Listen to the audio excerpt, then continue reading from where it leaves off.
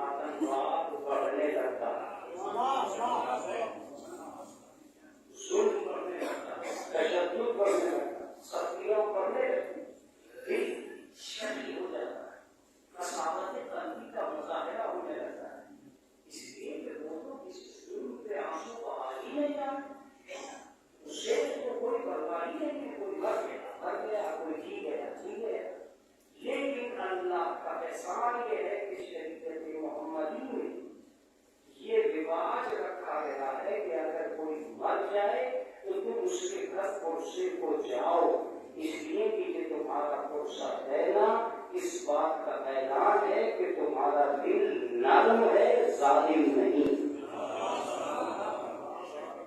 तुम्हारे दिल में जुल्म, शरारत, बर्बरियत नहीं है। अगर नहीं है तभी तो तुम किसी के जुल्म करोगे।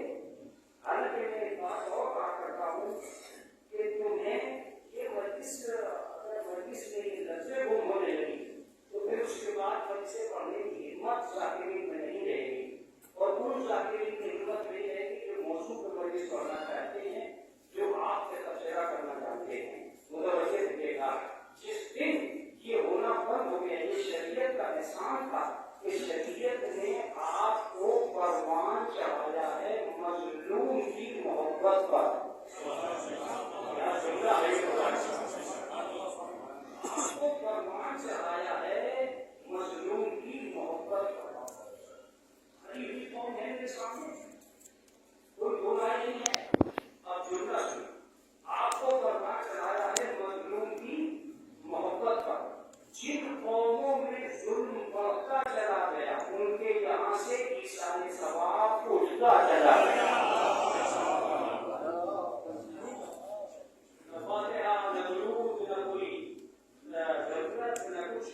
बस मर गया, दफन कर दिया, अब उसके बाद उसकी याद की दुनिया में आया नहीं है।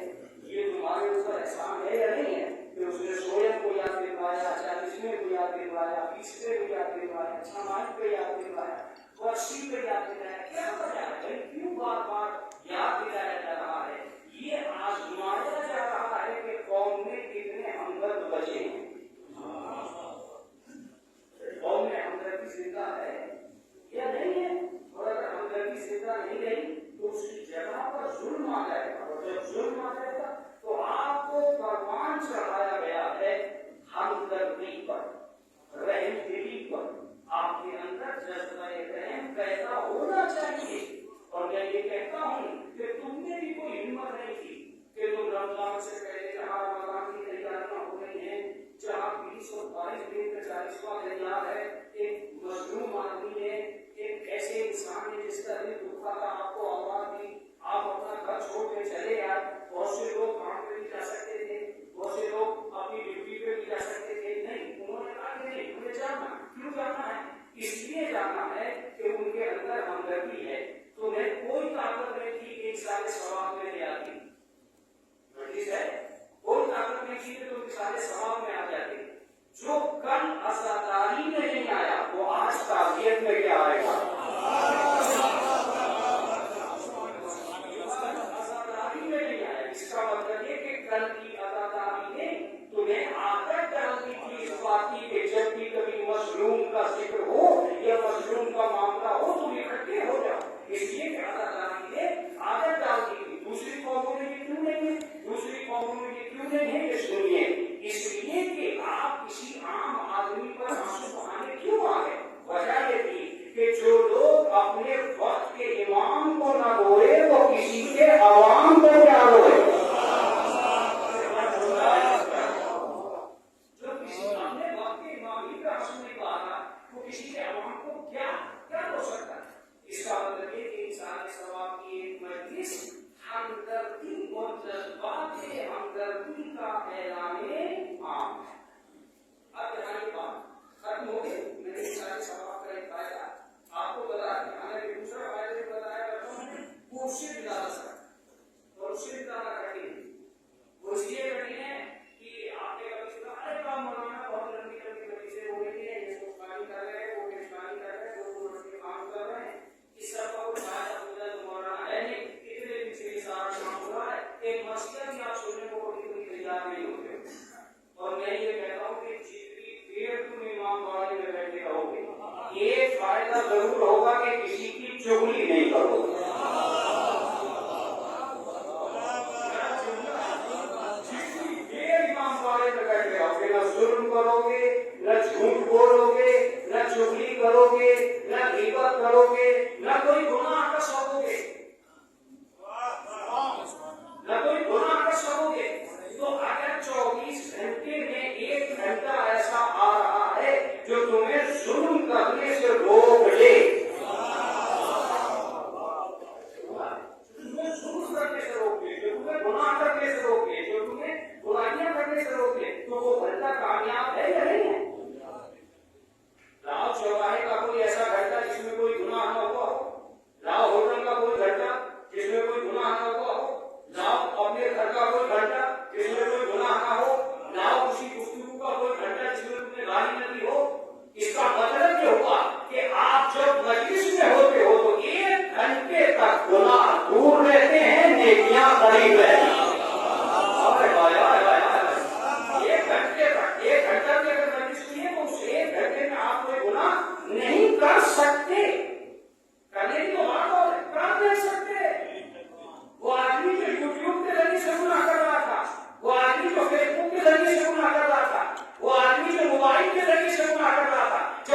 इसमें आया तो मजबूत हो गया।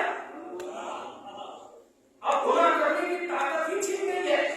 मैं तुमसे कह रहा हूं कि अगर 1 घंटा तुमने हुसैन के नाम वक्त कर दिया तो गुनाह नहीं होगा।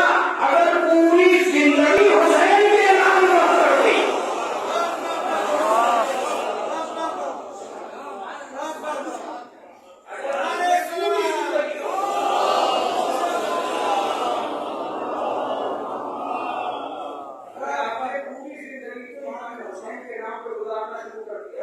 और इमाम हुसैन का वही तसव्वुर जो मजलिस में है, वही तसव्वुर जो मजलिस में है। अगर आपका वही तसव्वुर बाजार में रहा तो बाजार में गुनाह नहीं होगा। अगर वही तसव्वुर घर में रहा तो घर में गुनाह नहीं होगा। यहाँ तो हम मजलिस में बैठे होते हैं, ये क्या है? असल में हम ये सोच रहे होते हैं कि हम हुसैन के घर में बैठे हैं, अब हम गीबत क्यों करें, अब हम गुनाह क्यों करें, अब हम किसी की बुराई क्यों करें, अब हम अपनी गुफ्तगू में कोई गलत बात क्यों शामिल करें? क्यों नहीं करते आप? कर लीजिए, गुनाहगारी तो है। आप एक दूसरे को बुराइयों की नजर से याद कीजिए, मगर कर नहीं सकते आप। क्यों? इसलिए कि आप हुसैन के घर में बैठे हैं। इसका मतलब ये कि गुनाह वो नहीं करता जो हुसैन के घर में बैठा हो, और गुनाह वो कर ही नहीं सकता जिसके दिल में हुसैन रहता हो।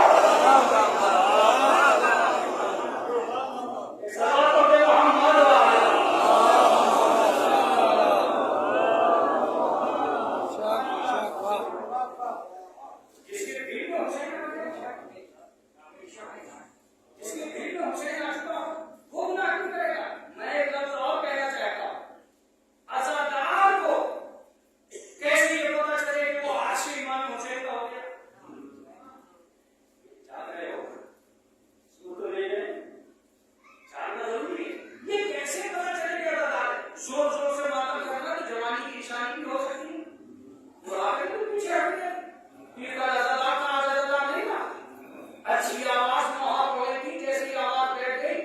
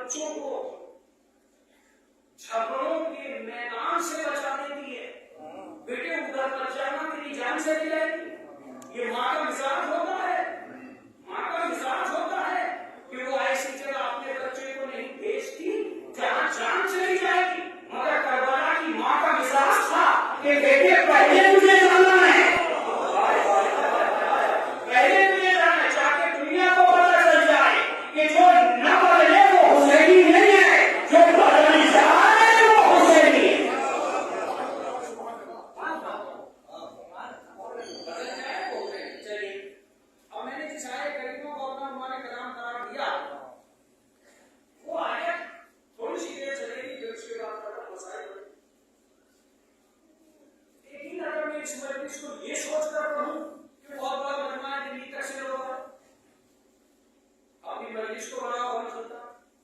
कभी कभी क्यों मरीज को खोलते हो? तो क्यों खाना आपकी मरीज न चलाने के चक्कर में? तो 2 मिनट खैबर पढ़ूंगा और आप सबके हाथ उठ गए। मगर खैबर अगर वर्षों से पढ़ा जा रहा है, वर्षों से अब तक तुम्हें याद ही नहीं हुआ, तो पढ़ने का फायदा क्या? तो बेपढ़ने में क्या है? इसका मतलब ये कि वो पढ़ा जाए जो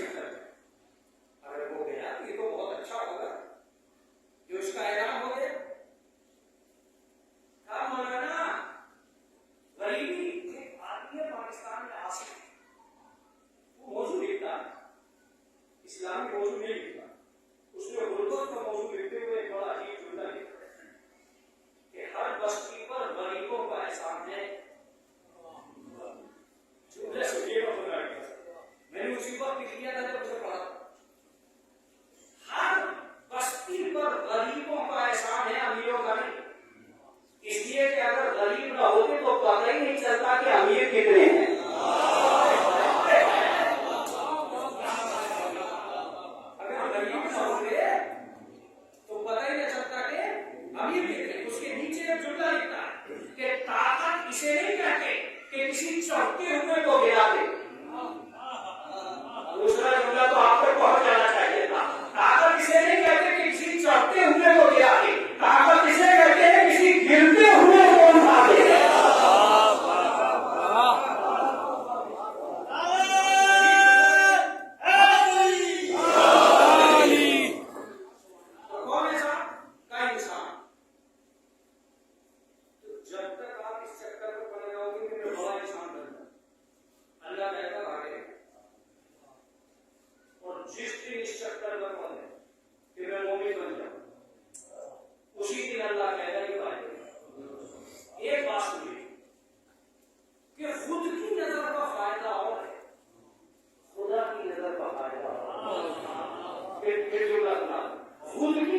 अच्छा होना और है,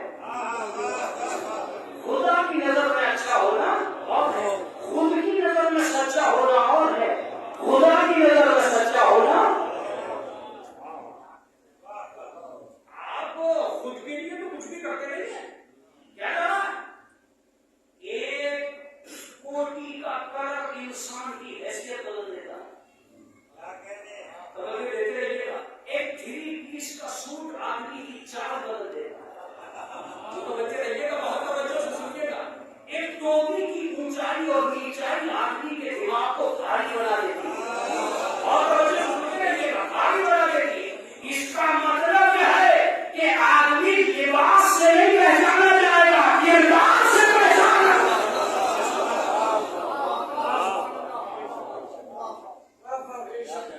ये बातें हो गया। अब आ जाएंगे कि गवर्नमेंट कुछ बातें ऐसी है कि बनाई जाना खरीदा मसला उठाई सही जाएगा नहीं।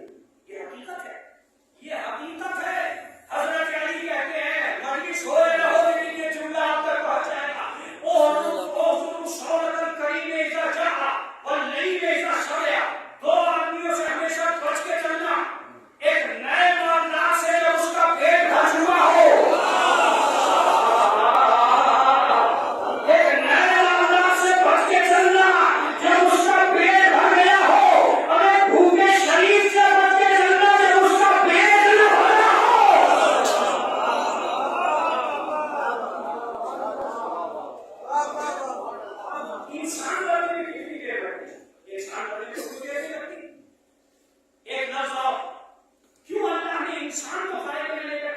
ईमान को दायरे में रखना। उसकी वजह है कि इंसान तो हर कौम में हो सकते हैं। अरे क्या जुमला है, इंसान तो हर कौम में हो सकते हैं, मगर साहिब ईमान। इंसान कौन है? इंसान है 65 किलो का आदमी। इंसान है मोटी मोटी आंखों का इंसान, नाक मुंह हाथ पैर। अगर ये सारे इंसान हैं तो इसका मतलब ये कि बाप बेटा बराबर, चचा होगी जवारा, खालू खान जवारा, मामू खान जवारा। जब दोनों 65 किलो के हो गए, दोनों बराबर क्यों हो गए? इसका मतलब ये हुआ कि जिस्म का नाम इंसान नहीं है।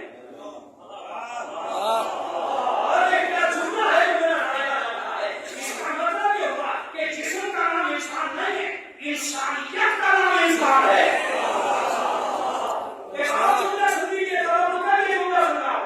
वो इंसान बेकार है जिसमें इंसानियत न हो, वो आदमी बेकार है महज है जिसमें आदमीयत न हो। इसका मतलब इंसान इंसानियत से पहचाना जाएगा, आदमी आदमियत से पहचाना जाएगा। मौलाना आदमियत किसे कहते हैं? आदमियत, तवज्जो लीजिएगा, बहुत तवज्जो लीजिएगा। इंसान रफ्तार में है, इंसानियत गुफ्तार में है। अच्छा जुमला, अच्छा जुमला। इंसानियत गुफ्तार में है। बहुत खूबसूरत इंसान, बहुत बुरा इंसान। क्या करो, क्या करोगे? बहुत अच्छा इंसान बहुत बुरे करतूत करता। क्या करो? इसका मतलब यह है कि इंसान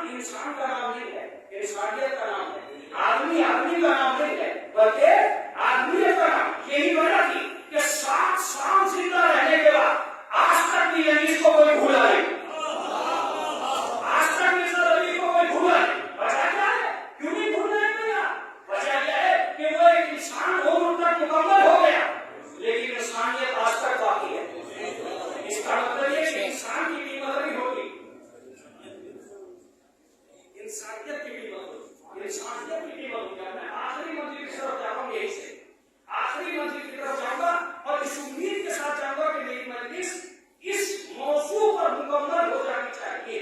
अब किसे कहेंगे इंसान को बनाना? एक बात तो सुन लीजिए, परवरदिगार कितना अच्छा बनाया, खाली बनाया ही नहीं है, वलकद करमना बनी आदम। दुनिया में पहुंचने के बाद हमने आदम की औलाद के सर पर ताजे करामत रखा, ताजे बुजुर्गी रखा। अब अगर ये बुजुर्ग नीचा हो जाए तो बात दूसरी है। हमने तो इसे ऊंचे से ऊंचा बनाया, कितना अच्छा बना दिया परवरदिगार का, इतना अच्छा बना दिया कि अब इससे अच्छा बनने की गुंजाइश नहीं है। इतना अच्छा बना दिया है कि अब इससे अच्छा बनने की गुंजाइश नहीं है। मालिक की आवाज सुनो और मजलिस को तमाम करो। परवरदिगार की आवाज आ रही है, अच्छा बनाना हमारा काम है, अच्छा बने रहना तुम्हारा काम है।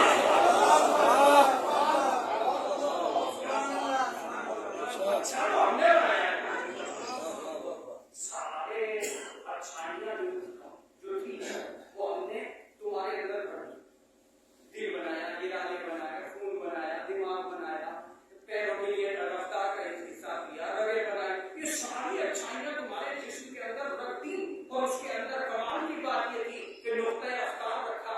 क्या कमाल की बात है कि परवरदिगार आलम ने जो चीज जहां रखी हम उसे हटाने के लिए हकदार नहीं,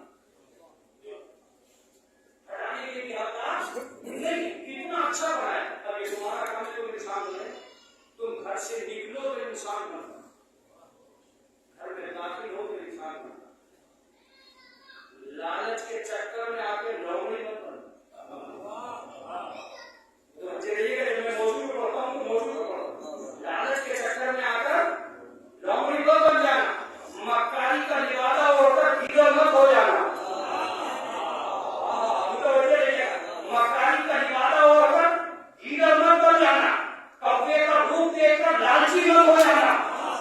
कब्जे का रूप देखकर लालची मत हो जाना। थोड़ी सी ताकत आए तो दहीना मत बन जाना। थोड़ी सी ताकत आ जाए तो दहीना मत बन जाना। याद रखो, मैंने तुम्हें बंदा बनाया है, दहीना नहीं बनाया।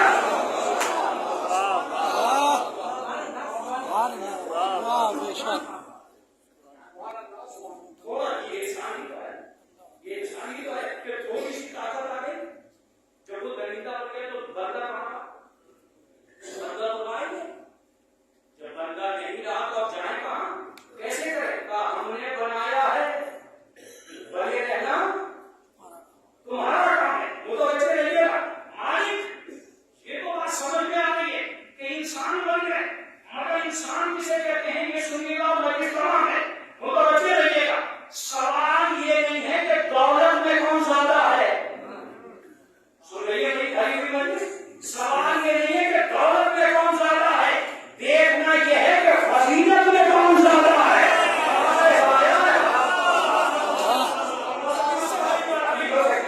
देखना यह है कि फजीलत में कौन ज्यादा है। ये मत देखना कि बाजार में कितना अच्छा है, ये देखना किरदार में कितना अच्छा है। मैं मुसलसल बेटा चला जाऊंगा।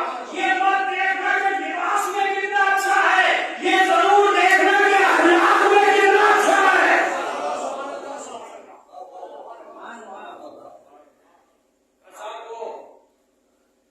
इंसान नहीं, इंसान इंसानियत का नाम है, आदमी आदमियत का नाम है। अगर उसके अंदर आदमियत नहीं पाई जाती है तो फिर वो बेकार, बिल्कुल बेकार।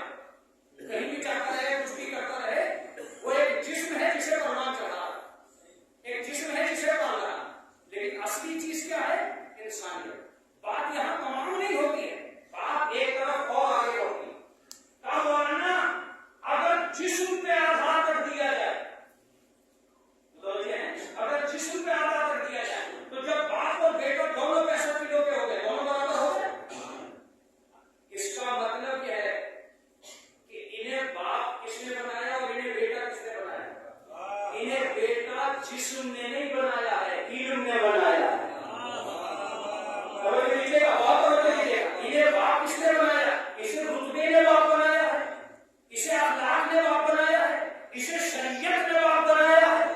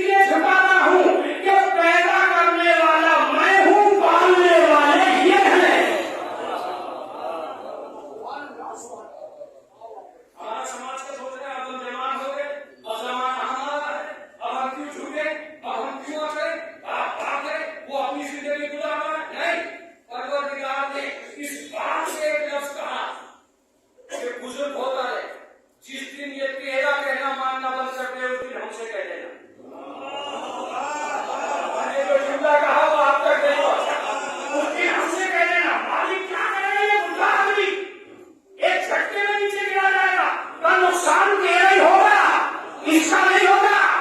मैंने कहा क्या कहना चाहता है? तो सुनिए, बाप है, ये बाप है, हमने इसे ताकत दे के भेजी है। ये कुछ न करे, खाली लफ्ज़ आग कह दे, ना यहाँ का रहेगा ना वहाँ का रहेगा।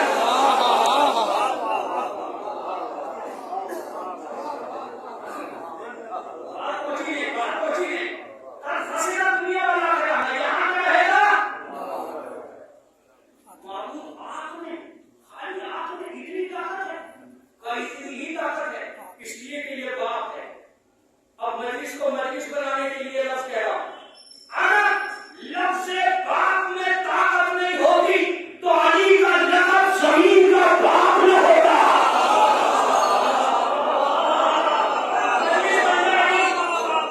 मजलिस बन जाएगी, ज़मीन का बाप नहीं होता। जब मैंने अली को इस लक़ब में देखा तो जान फिदा करने को दिल चाहा, इसलिए कि अली किसी एक ज़ात का बाप नहीं है।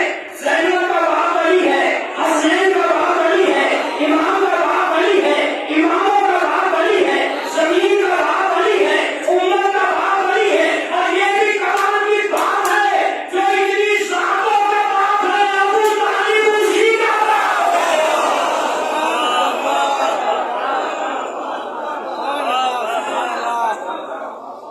ये कोई मामूली बात नहीं है, ये कोई मामूली बात नहीं है कि ज़मीन का बाप होगा। दो लक़ब अली के ऐसे हैं, दो लक़ब मौला के ऐसे हैं जो इस ज़माने से ज़माने नहीं जाएंगे। एक तो ज़मीन का बाप होना, एक उम्मत का बाप होना। अरे मजलिस है, भरी हुई मजलिस है, अगर सुल्तान डर के रहे हो, लफ्ज़ कहो। दो चार का बाप होना और है उम्मत का बाप होना। सुभान अल्लाह। हम इसी बात पे बोले कि हम चार के बाप है, हम पांच के बाप है, और ये वो तो उम्मत का बाप। इसका मतलब ये कि अबू तालिब उम्मत का दादा है। वाह, इस हैसियत से जनाब अबू तालिब उम्मत के दादा हैं। उनके बारे में कुछ मत कहना, इसलिए कि वो लोग दादा उम्मत है, ये बाबा उम्मत है। हम लोग यही बाप किसे कहते हैं? इंग्लिश को तो मैं जानता नहीं, उसमें तो पहले डैडी था, अब डैडी।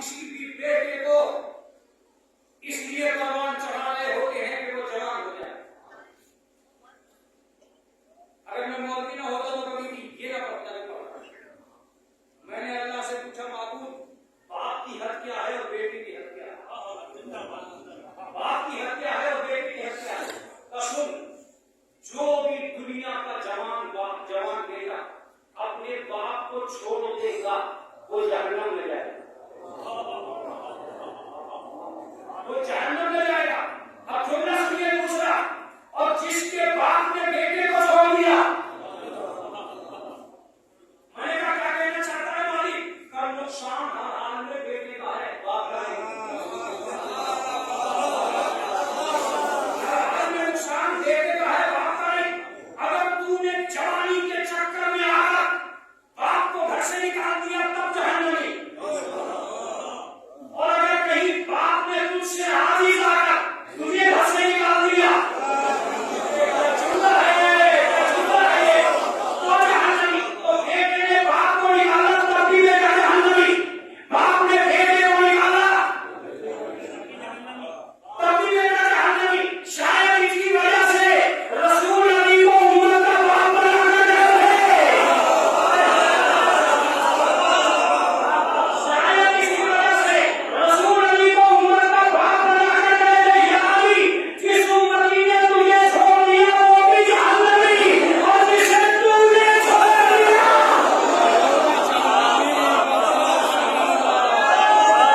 वाह भगवान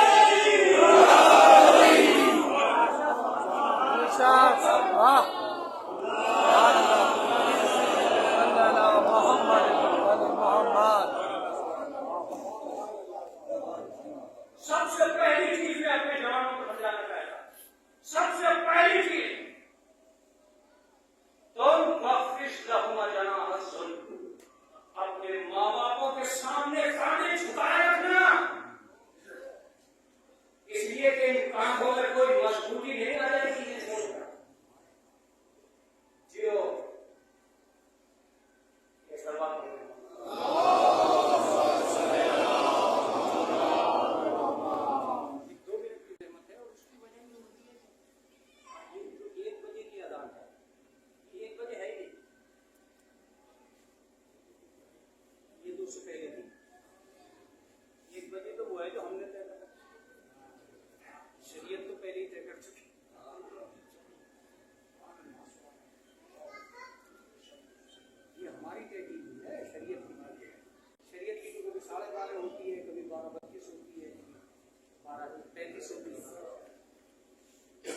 हमने तय कर लिया कि अब तो 1 बजे कहेंगे 12:32 का झगड़ा ही। मैं तुमसे साफ कहता रहता हूँ कभी कभी कि इस दुनिया में देख के चलना, शरीयत की लाइन और है, तबीयत की लाइन और। बहुत सारी बात है, तबीयत की चलनी बंद है। एक सलवात पढ़ दे मोहम्मद।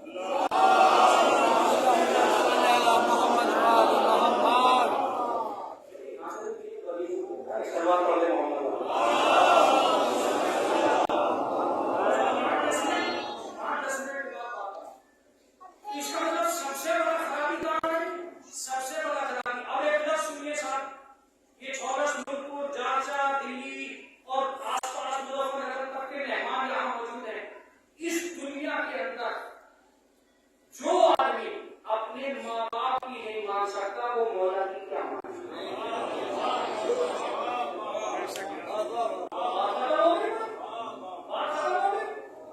तू अपने माँ बाप की ना मान रहा है, उन्हें दोस्त नहीं किया है। लड़ाई तो किस बात में? अपने आप को कमाया नहीं, लड़ा बटवारे कमाने का जरूरी लगता है। तो बाप का है, बाप का है और बाप ही से होगा। कुछ नहीं है फिर भी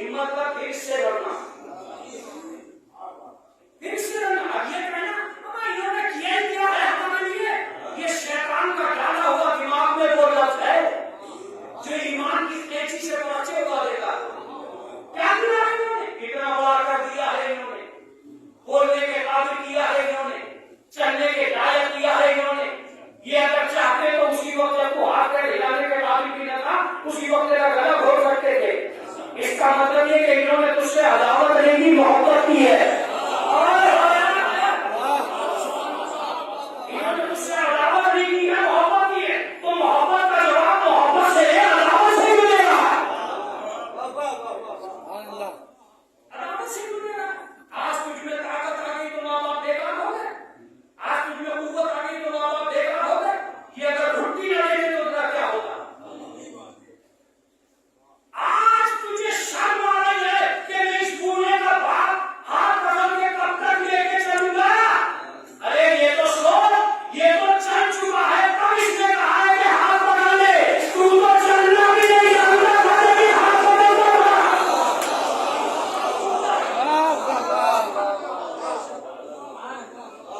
आज तेरे लिए मोबाइल इतना अजीज है कि अपने बाप को झड़क देगा। तुम्हें क्या करना?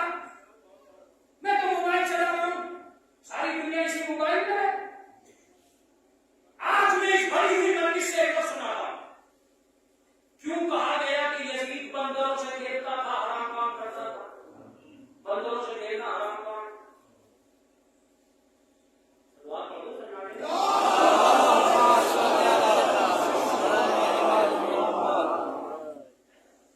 यजीद का एक ही कसूर था। वो इमाम हुसैन से ये कहता था कि तुम नमाज़ें पढ़ते रहो, तुम रोजे रखते रहो, तुम मुकद्दस बने रहो, लेकिन मुझे गुनाह करने के बावजूद में रोको मत। मुझे गुनाह करने के बावजूद रोको मत। मैं शराब पी के नमाज पढ़ूं, पढ़ाने दो। मैं कुछ भी करूं, मुझे करने दो। मैं ज़िना करूं, करने दो। मैं अपने रिश्तेदारों को मेहमान बना लूं, बनाने दो। इमाम हुसैन ने कहा ये नहीं होने दूंगा। जो ही काम है, या तो तेरी गर्दन काट के तुझे खत्म कर दूंगा, या अपनी गर्दन लगा के सारे समाज को बराबर कर दूंगा।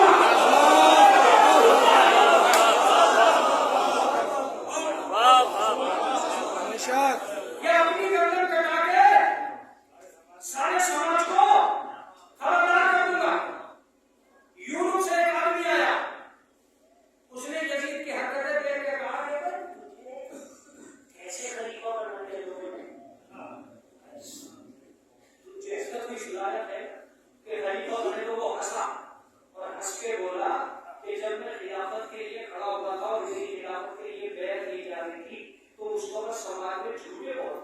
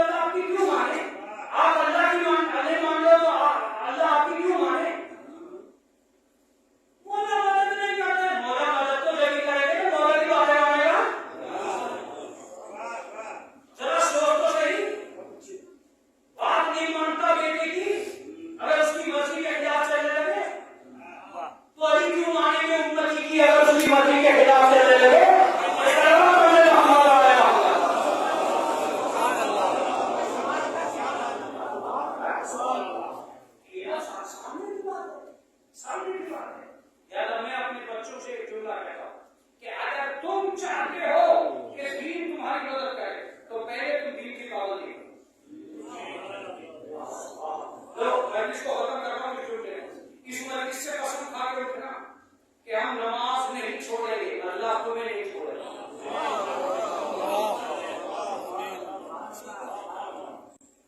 अल्लाह तुम्हें नहीं छोड़ेगा। आजा हुसैन फारिक को नजर को असर को ये ना हुसैन इसे पहचानो, इसकी इज्जत करो, इसकी नुसरत करो। नुसरत क्या मतलब? तुम मदद करोगे इमाम हुसैन? नहीं कर सकते? कर सकते हो। इमाम हुसैन के कहने को मानो, यही नुसरत यही नुसरत है। तो हम जब अल्लाह के लिए कभी करते हैं, चुनाचे रिवायतों के अंदर मौजूद है, अगर तुमने सुबह की नमाज पढ़ी है तो अल्लाह 10,000 फरिश्तों से कहता है, देखो मेरा बंदा मेरी बारगाह में सब कुछ छोड़कर खड़ा हो गया। अब उनमें से कुछ फरिश्तों को छांटता और छांट के कहता है कि जाओ दो काम करो, इसकी दौलत में बरकत दे दो, इसकी हिफाजत करो। तो सीधी सीधी बात है, जिसे तुमने 10 रुपए लेके वो तुम्हें 100 रुपए देगा। दुकानदार से फ्री में देगा नहीं ला सकता। तुम ही कुछ नहीं कर रहे हो तो अल्लाह तुम्हारी मदद हो, तुम्हारी मदद हो। कैसे मदद हो?